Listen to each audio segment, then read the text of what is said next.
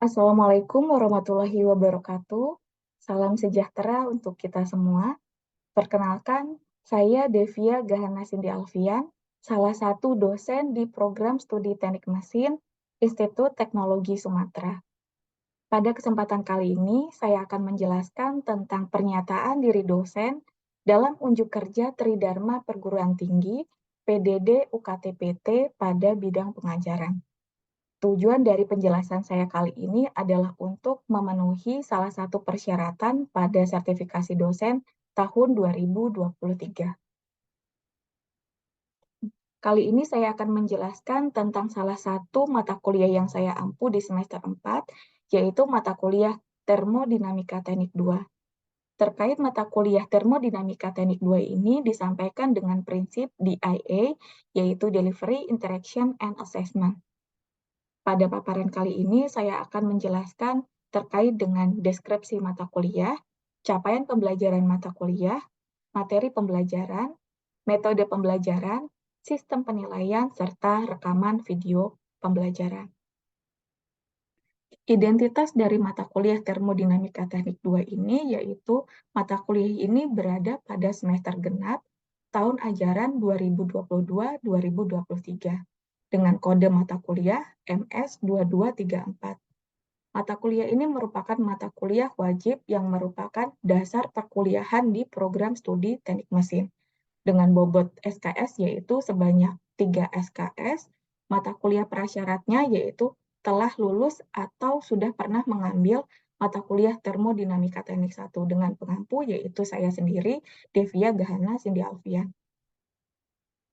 Deskripsi dari mata kuliah Termodinamika Teknik 2, yaitu mata kuliah ini merupakan mata kuliah lanjutan yang mempelajari lebih dalam terkait dengan konsep-konsep dasar termodinamika serta penerapannya pada bidang teknik. Pada mata kuliah ini, mahasiswa akan mempelajari tentang konsep entropi, analisis eksersi, sistem tenaga uap, siklus tenaga gas, siklus refrigerasi dan pompa kalor, campuran gas ideal, dan psikometri. Selanjutnya, mahasiswa juga akan mempelajari terkait dengan aplikasi dalam sistem yang lebih kompleks, seperti siklus Rankine, siklus Otto ataupun siklus diesel, siklus refrigerasi, dan siklus kombinasi. Selain itu, mahasiswa akan belajar mengenai penggunaan diagram TS dan PV dalam analisis termodinamika serta pemilihan siklus yang tepat untuk sistem yang berbeda. Harapannya, mahasiswa mampu memahami dan menerapkan konsep-konsep termodinamika dalam berbagai sistem teknik, termasuk dalam desain dan analisis kinerja sistem-sistem tersebut. Setelah menyelesaikan perkuliahan Termodinamika Teknik 2 ini, harapannya mahasiswa memperoleh capaian pembelajaran mata kuliah atau CPMK sesuai dengan yang ditetapkan oleh Program Studi Teknik Mesin Institut Teknologi Sumatera. Capaian pembelajaran mata kuliah yang ada di Program Studi Teknik Mesin Institut Teknologi Sumatera, di sini ada 4 poin, yaitu untuk CPMK yang pertama, mahasiswa mampu memahami aplikasi terkait dengan konsep termodinamika teknik. Yang kedua, yaitu mahasiswa mampu menjelaskan berbagai aplikasi teknik berdasarkan termodinamika. Yang ketiga, mahasiswa mampu menganalisis peralatan-peralatan yang menggunakan prinsip termodinamika. Dan yang terakhir, yaitu mahasiswa mampu menerapkan termodinamika untuk permodelan peralatan-peralatan mesin. Materi pembelajaran yang akan diselesaikan pada perkuliahan Termodinamika Teknik 2 ini selama 1 semester, yaitu terkait dengan konsep entropi, yaitu mencakup perubahan entropi, neraca entropi untuk suatu sistem tertutup, serta laju neraca entropi untuk suatu volume atur. Selain itu, di sini kita juga akan mempelajari terkait dengan analisis eksersi, yaitu terkait dengan neraca eksersi sistem tertutup beserta dengan laju eksersi. Untuk sistem tenaga uap, di sini kita akan mempelajari terkait dengan permodelan sistem tenaga uap, analisis sistem tenaga uap, beserta dengan upaya untuk meningkatkan kinerja dari suatu sistem tenaga uap. Untuk sistem tenaga gas, Di sini dalam cakupan yaitu aplikasi yang ada pada motor pembakaran dalam beserta dengan turbin gas. Pada siklus refrigerasi dan pompa kalor, di sini kita akan mempelajari terkait dengan kompresi uap, properti-properti yang ada pada suatu refrigeran, sistem pompa kalor beserta dengan sistem refrigerasi yang ada pada gas. Sedangkan untuk campuran gas ideal dan psikometrik, di sini kita akan mempelajari komposisi campuran, analisis sistem yang melibatkan campuran, prinsip dari psikometrik, serta menerapkan kesetimbangan massa dan energi pada suatu sistem pendingin. Untuk buku referensi yang digunakan pada perkuliahan Termodinamika Teknik 2 ini, yaitu yang pertama, Fundamental of Engineering Thermodynamics edisi 8, terbitan tahun 2011 oleh Moran Shapiro. Yang kedua yaitu Modern Engineering Thermodynamics, terbitan tahun 2011 oleh Robert Balmer. Metode yang digunakan pada pembelajaran ini yaitu dengan menggunakan metode hybrid, di mana kuliah tatap muka secara virtual dilaksanakan dengan menggunakan platform Zoom Meeting, sedangkan untuk tatap muka secara luring yaitu dilaksanakan di kelas. Untuk pengumpulan tugas pada perkuliahan ini yaitu dengan menggunakan platform Google Classroom, sedangkan pelaksanaan UTS dan UAS-nya menggunakan metode luring. Sebelum memulai perkuliahan pada setiap awal semester, biasanya disampaikan kontrak perkuliahan yang merupakan poin-poin kesepakatan antara dosen dan mahasiswa terkait dengan berbagai aspek perkuliahan, termasuk di dalamnya mengenai bentuk dan isi program belajar. Berikut ini saya tampilkan contoh dari kontrak perkuliahan pada Termodinamika Teknik 2. Dalam dokumen ini berisikan deskripsi singkat mata kuliah, capaian pembelajaran, indikator pembelajaran, lalu strategi pembelajaran, penugasan, kriteria penilaian, kategori penilaian, beserta dengan jadwal perkuliahan mulai dari minggu pertama sampai dengan minggu ke-16. Dengan evaluasi dilaksanakan pada minggu ke-8, yaitu ujian tengah semester, dan untuk ujian akhir semester dilaksanakan pada minggu ke-16. Di sini juga disertakan tata tertib dari dosen beserta dengan mahasiswa yang telah disepakati bersama.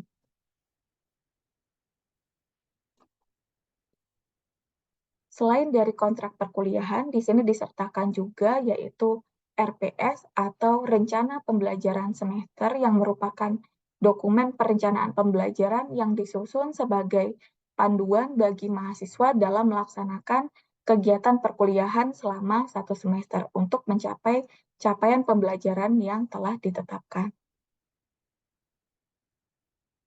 Contoh RPS yang ada di program studi teknik mesin ini telah disetujui oleh gugus kendali mutu program studi, dosen pengembang mata kuliah, beserta dengan ketua program studi teknik mesin.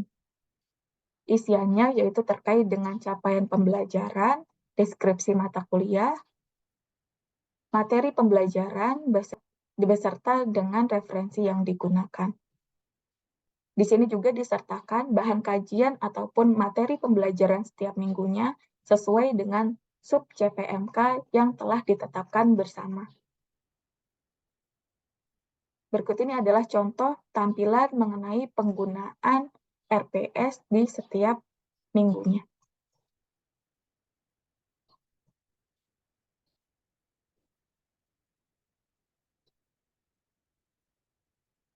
Untuk asesmen yang akan dilaksanakan pada perkuliahan Termodinamika Teknik 2 ini mencakup tugas mandiri, yaitu mengerjakan soal latihan dari buku referensi yang telah ditunjuk, lalu terdapat juga tugas kelompok berupa diskusi dan presentasi topik yang telah dibahas setiap minggunya. Di sini juga terdapat ujian tengah semester dan ujian akhir semester. Untuk bobot penilaian mata kuliah Termodinamika Teknik 2 ini disesuaikan menurut capaian pembelajaran mata kuliah mulai dari poin pertama sampai dengan poin keempat dengan indikator penilaian yaitu berupa kuis, tugas, UTS, ataupun UAS beserta dengan persentasenya. Persentasenya ini mencakup untuk kuis sebesar 15%, tugas yaitu sebanyak 15%, UTS 35%, dan UAS yaitu 35%. Selanjutnya, saya akan menyampaikan pembelajaran real yang saya lakukan di kelas secara daring. Berikut ini merupakan contoh cuplikan video proses pengajarannya, dan selamat menyaksikan. Oke, selamat pagi semuanya. Selamat pagi, Bu. Selamat pagi, Bu. Baik, untuk perkuliahan pagi hari ini gimana kabarnya untuk pagi hari ini?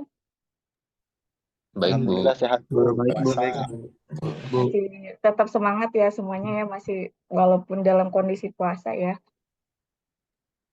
Iya, Bu. Iya, Bu. Semangat, Bu.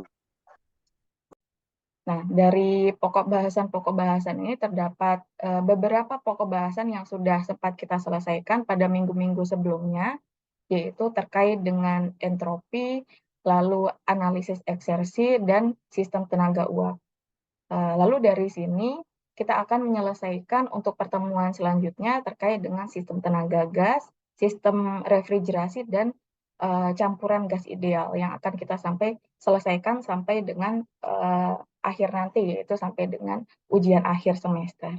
Tapi di sini sebelumnya mungkin saya akan mengingatkan terkait dengan rencana pembelajaran studi kita yang sudah kita rencanakan seperti itu. Lalu dari sini, dari materi yang sudah kita selesaikan, dan di hari ini kita akan menyelesaikan perkuliahan ataupun melaksanakan perkuliahan terkait dengan sistem tenaga gas, yaitu pertemuan di minggu kelima. Jadi di sini terdapat capaian pembelajaran mahasiswa yang akan kita selesaikan di hari ini, yaitu mahasiswa itu mampu menjelaskan aplikasi dari sistem tenaga gas. Lalu di situ juga mahasiswa mampu melakukan analisis perhitungan pada sistem tenaga gas untuk siklus Otto ataupun diesel, yang mana dari capaian pembelajaran ini terdapat beberapa subbab yang akan kita selesaikan di hari ini, yaitu terkait dengan siklus Otto standar udara, siklus diesel standar udara, ataupun siklus rangkap standar udara. Lalu untuk pembelajarannya kita kuliah seperti biasa gitu ya. Karena kuliah ini terdiri dari 3 SKS, maka kuliahnya 3 kali 50 menit, mungkin ditambahkan dengan diskusi gitu ya. Lalu nanti akan ada penugasan secara mandiri. Nanti karena bab yang kita selesaikan ini adalah bab 9, nanti untuk latihan soalnya ada di bab 9.15 di buku referensi gitu ya untuk latihan soalnya. Mungkin kita lanjutkan gitu ya untuk materi perkuliahan kita itu terkait dengan sub pokok pembahasan yang akan kita selesaikan di hari ini, yaitu terkait dengan sistem tenaga gas. Jadi untuk topik dari sistem tenaga gas ini yaitu berada pada pertemuan ataupun perkuliahan di minggu kelima. Nah, mungkin di antara rekan-rekan mahasiswa semuanya, apakah sudah pernah mempelajari ataupun sudah ada bayangan terkait dengan sistem tenaga gas ini sendiri, kira-kira?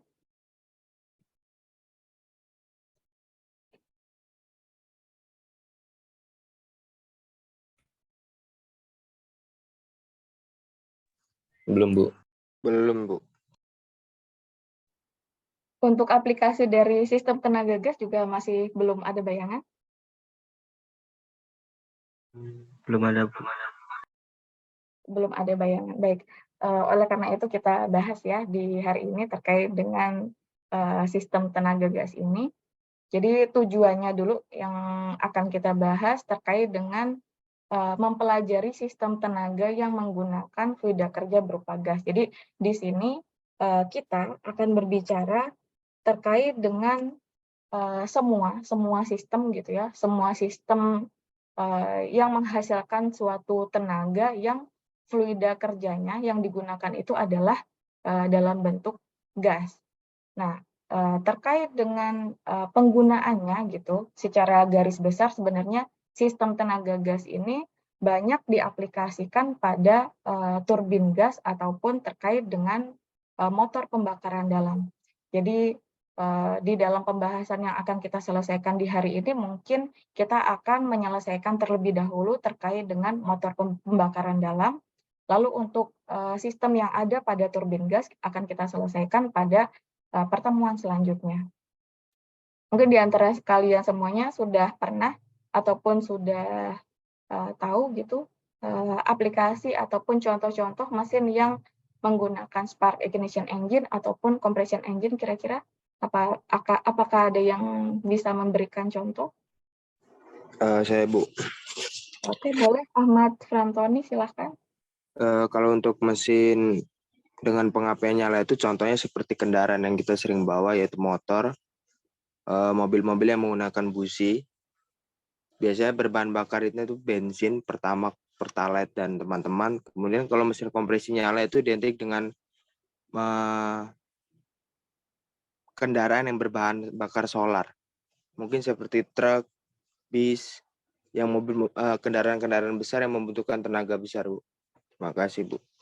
Oke, terima kasih Ahmad Frantoni ya. Jadi benar sekali yang diceritakan oleh contoh-contoh dari Ahmad Frantoni tadi untuk penggunaan dari mesin pengapian nyala itu banyak menggunakan mekanisme bahan bakarnya itu adalah bensin, gitu. Begitu. Lalu untuk mesin kompresi nyala itu banyak aplikasinya itu untuk menggunakan solar ataupun mesinnya adalah mesin diesel seperti itu ya. Jadi di hari ini kita akan membahas terkait dengan analisis yang ada di motor pembakaran dalam ini. Karena kita sudah menyelesaikan teori-teori dasarnya, mungkin di sini kita akan sedikit latihan soal terkait dengan siklus Otto, begitu ya. Jadi ini terkait dengan pembahasan di siklus Otto ini yang kita perhatikan ataupun kita lihat itu adalah siklus Otto yang kita gunakan itu adalah analisisnya berdasarkan standar udara. Jadi dari soal yang kita akan selesaikan ini, pertama berarti yang kita ketahui itu adalah terkait dengan temperatur awal. Jadi di sini disebutkan bahwa temperatur awal dari proses siklus Otto-nya itu kita ketahui dengan rasio kompresinya itu adalah 8. Lalu dia temperaturnya tadi, temperatur awalnya adalah 540 derajat Rankine, tekanannya itu adalah 1 atmosfer, volume silindernya adalah 0,02 feet pangkat 3 gitu ya. Lalu temperatur maksimumnya adalah 3.600, seperti itu. Lalu apalagi langkah selanjutnya yang harus kita lakukan? Setelah diketahui, ditanyakan, apa lagi? Menggambar skema dan data, Bu. Menggambar skema dan data.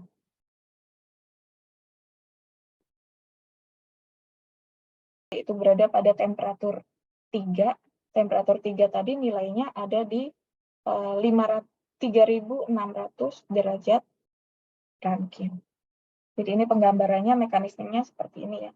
Ini sama, berlaku untuk grafik PV ataupun TS. Jadi untuk kondisi 1 ini sama, ini 540 derajat Rankine. Ini karena grafiknya adalah grafik T, jadi di sebelah ini gitu ya.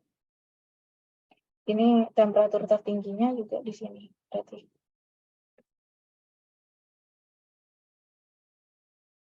Ini di 3.600. Ini temperatur 3, kondisi temperatur maksimumnya. Temperatur maksimumnya tadi, kalau kita lihat berdasarkan grafik ini, temperatur maksimum itu dia berada pada tingkat keadaan ke-3. Sedangkan yang di tingkat keadaan 2 ini kita belum tahu apa-apa gitu ya. Dan kita ketahui di tingkat keadaan 2 ini hanya, ya bolehlah mungkin volumenya tadi kita ketahui volumenya. Tapi dari volume itu ternyata di sini kita harus ataupun melakukan analisis terkait dengan rasio volume tadi. Nah, rasio volume yang kita perhitungkan tadi yaitu terkait dengan rasio kompresi yang kita ketahui yang ada di soal ini. Nah, di soal ini kan kita tahu nilai rasio kompresinya yaitu nilainya adalah 8. Yang mana nilai rasio kompresi 8 itu artinya adalah rasio kompresi antara volume pada kondisi 1 kita bandingkan dengan volume pada kondisi 2. Di sini Untuk mendapatkan nilai U ataupun T, temperatur, di sini kita dapat mengetahui berdasarkan tabel tadi.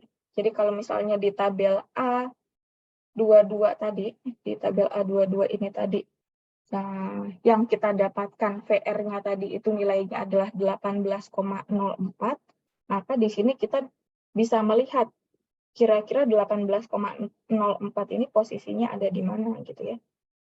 Jadi ini adalah properti VR.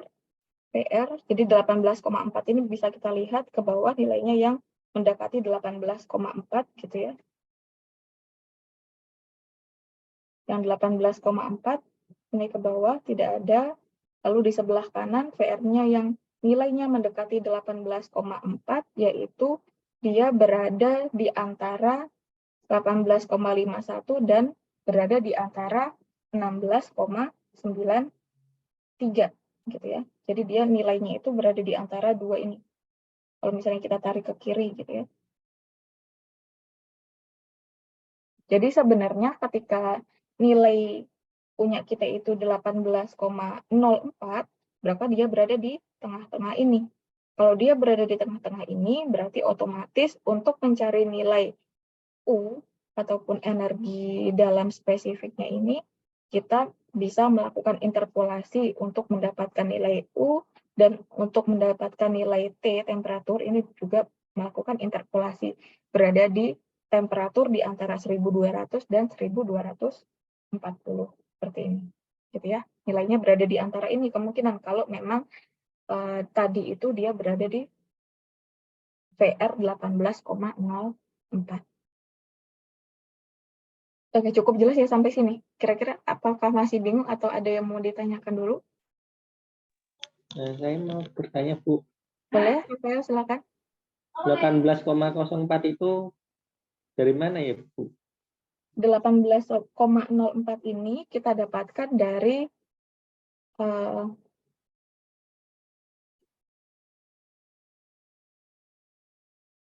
ini tadi, Rafael, mungkin bisa kita lihat dari persamaan analisis siklus Otto ini, kan terkait dengan di sini adalah prosesnya itu adalah proses isentropik, seperti itu ya.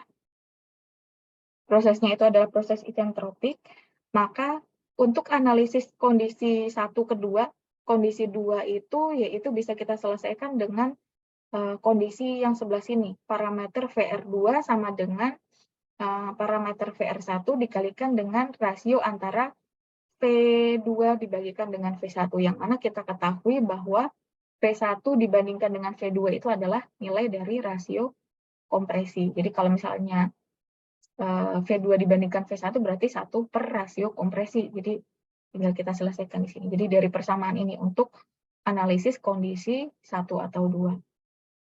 Gitu. Sama juga nanti kalau kondisi 3-4 ke 4 kan prosesnya isentropik juga tuh. Berarti untuk mendapatkan parameter VR4 misalnya nanti, maka di sini kita juga dengan menggunakan perhitungan rasio kompresi. Jadi VR3 yaitu VR3 itu pada kondisi ini dikalikan dengan rasio kompresinya, yaitu V4 dibandingkan dengan V3. Kalau tadi V2 dibandingkan dengan V1, kalau ini kebalikannya, V4 dibandingkan dengan V3. Begitu. Dapatnya dari sini, Rafael, untuk mendapatkan persamaan tadi. Nah, baik, terima kasih, Bu. Begitu. Untuk contoh analisis perhitungan pertama ini mungkin akhir-akhir saya agak cepat gitu ya. Tadi awal-awal saya pelan-pelan, jadi nanti kalian pelajari lagi di rumah untuk contoh soal analisis ini. Jadi dari soal yang kita sebutkan barusan ini, di contoh soal terkait dengan Otto ini, analisis standar udara ini, mungkin nanti di sini silahkan gitu ya, dicoba dikerjakan secara mandiri. Minggu depan kita selesaikan bersama-sama dan kita bahas di kelas. Oke, kira-kira ada lagi yang mau didiskusikan?